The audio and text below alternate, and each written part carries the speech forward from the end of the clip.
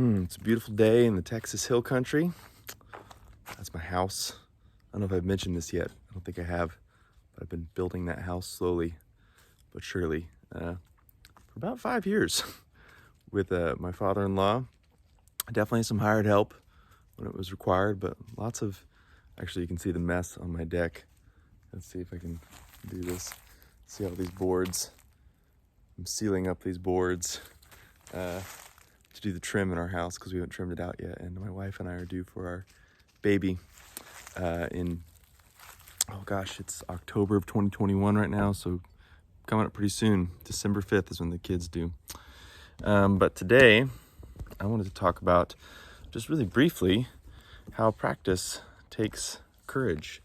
I was just thinking about this yesterday and this morning, and of course, by practice, I mean anything in a form of an art. I'm a musician, so that's my practice.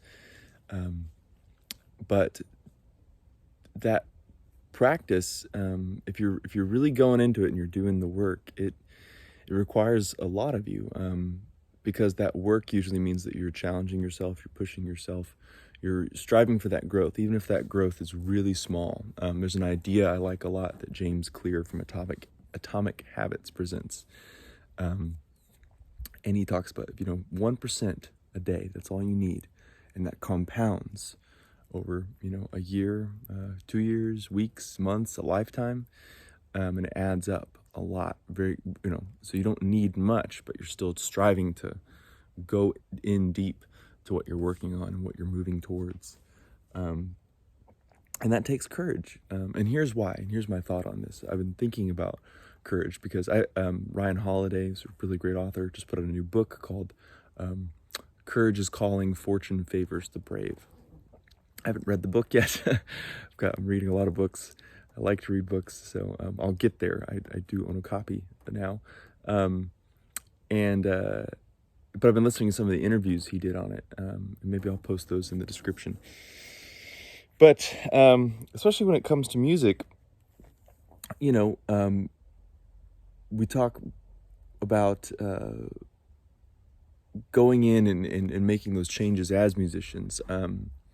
Let's look at like Sonny Rollins, for example, right? There's the mythology, and it's not a myth, but like that, there's definitely kind of a mythology around Sonny Rollins taking like a couple years off in the midst of his career and like practicing under the bridge, because like he like wanted to grow, he wanted to change, and that takes courage. Imagine that, being an established artist as it stands, and then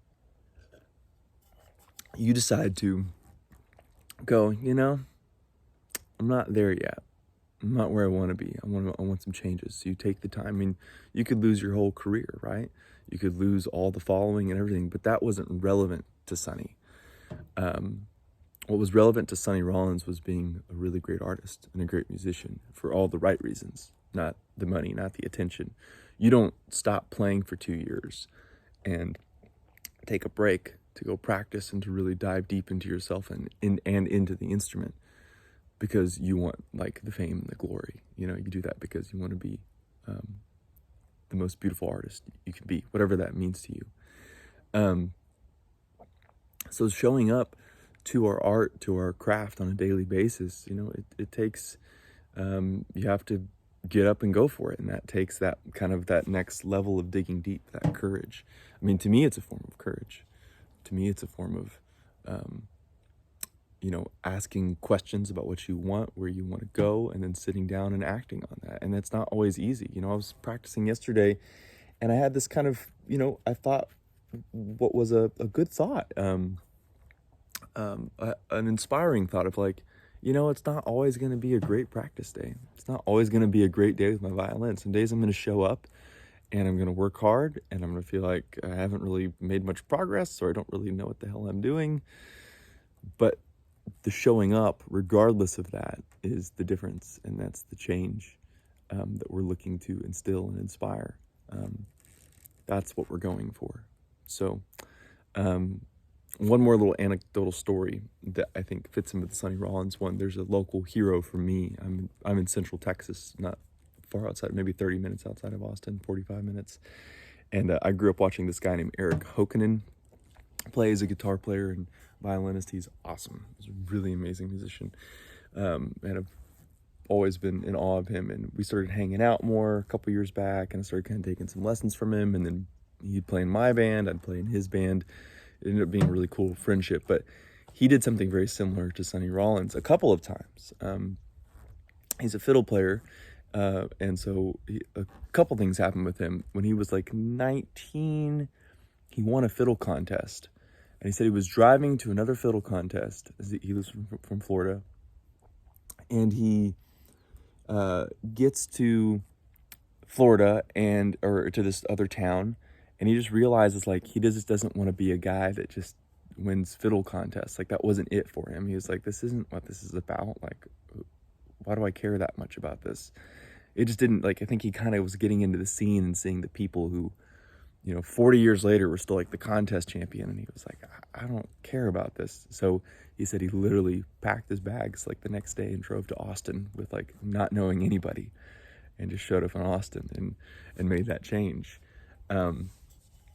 And then another story he has is that he was, I think, 27 or so, maybe a little younger.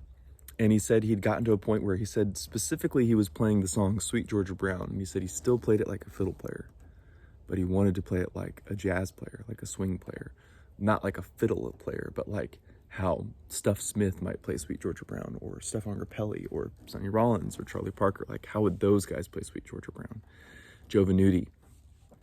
And he goes, so I packed up my bags, went back to Florida. I went and lived with my original jazz teacher for the violin.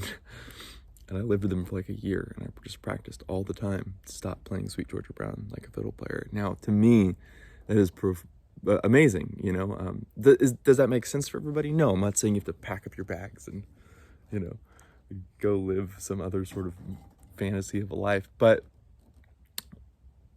I think it's not the details of what these people did, but the underlying the quality behind the action, the underlying intention.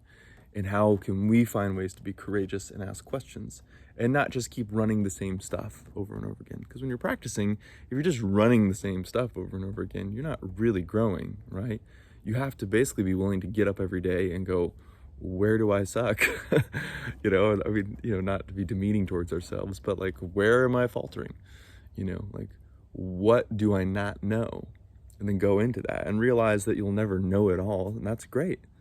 So just look at what you want to work on, follow your inspiration, follow your heart, and go from there. So hope that was helpful. I'm really enjoying this kind of format, apart from making practice videos and ideas about scales and all those things and what to do. I'm going to make more stuff like this because this is meaningful to me, and I'm really enjoying sharing in this way. So all right, y'all, talk to you soon.